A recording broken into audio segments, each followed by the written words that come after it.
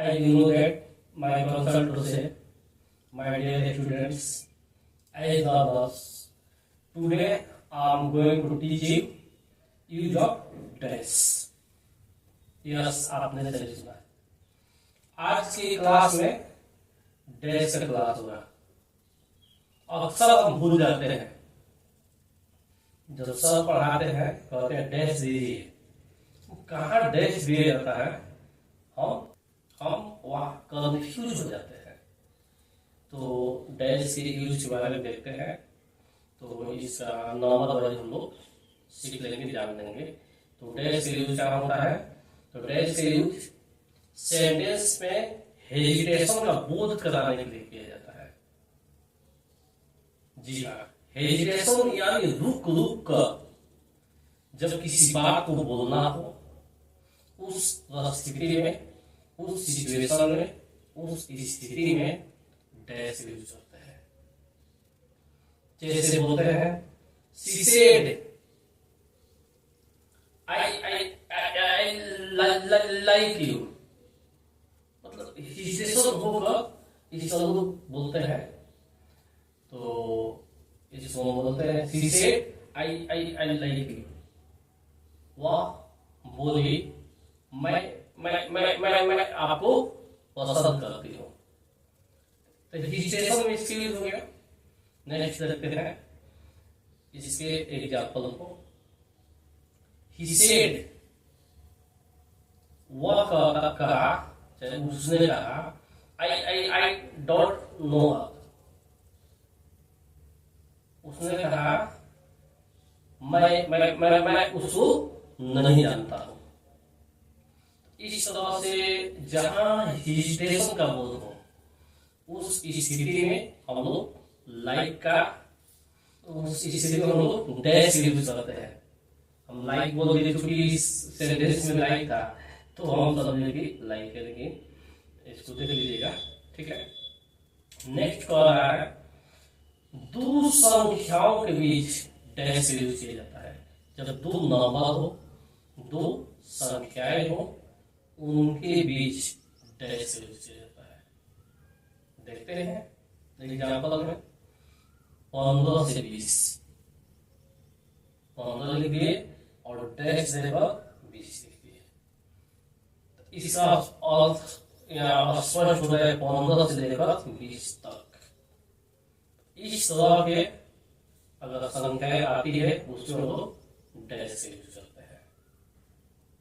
50 से 100 अर्थात 50 से लेकर 100 तक, 10,000 से लेकर 50,000,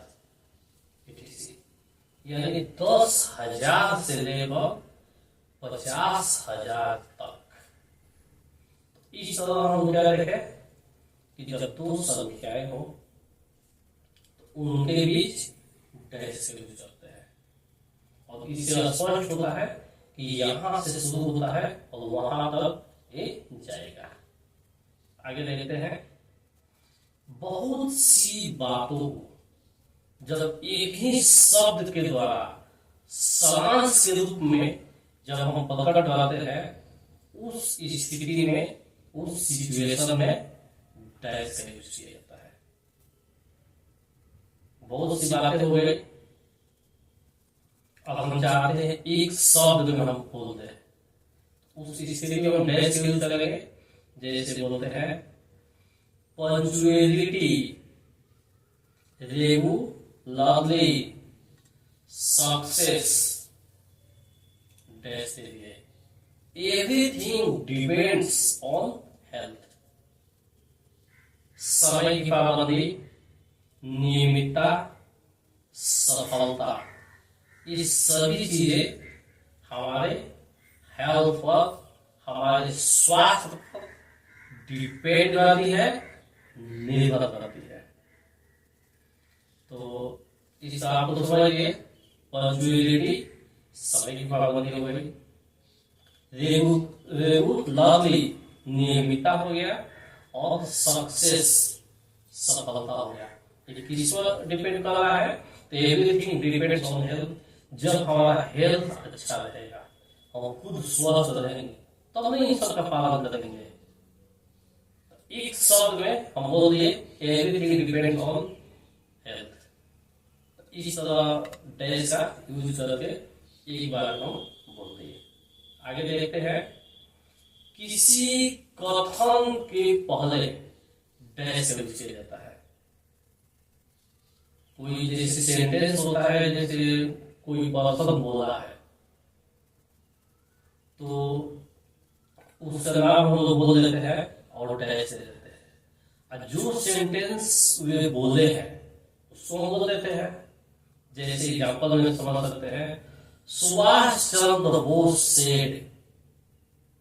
सुभाष चंद्र बोस सेड, सुभाष चंद्र बोस बोले थे, you give me blood, you give me blood, I give you freedom. तुम मुझे खून दो, मैं तुझे आजादी दूंगा। ये कौन बोले थे? सुभाष चंद्र बोस। तो हम याद रखें कि किसी कथन के पहले डैश यूज किया जाता है। एक कथन है, you give me blood, I give you freedom, इसके पहले डैश लगा दिएगा और जो पर्सन इसको बोले हैं उसके नाम को हम लोग लिख दिए। तो Subhash Chandra Bose said, you give me blood, I give you freedom. इस तरह से आज के एक छोटे से वीडियो में हम लोग डैश यूज के बारे में पढ़े। इसको देखते रहिए, पढ़ते रहिए, अपने फ्रेंड्स में शेयर कीजिए ताकि उनका भी एजुकेशनल हेल्थ इजीली वे से हो सके। क्योंकि जो एजुकेशन है इसका प्रचार प्रसार बहुत जरूरी है, इसलिए हम बोलते हैं शेयर करने के लिए। आप अगर एजुकेटेड हो गए, किसी दूसरे के पास अगर देते हैं तब शिक्षा का धीरे धीरे प्रकाश हर जगह फैलेगा। इसके साथ ही मिलते हैं एक न्यू डे में एक नए क्लास के साथ। That's all.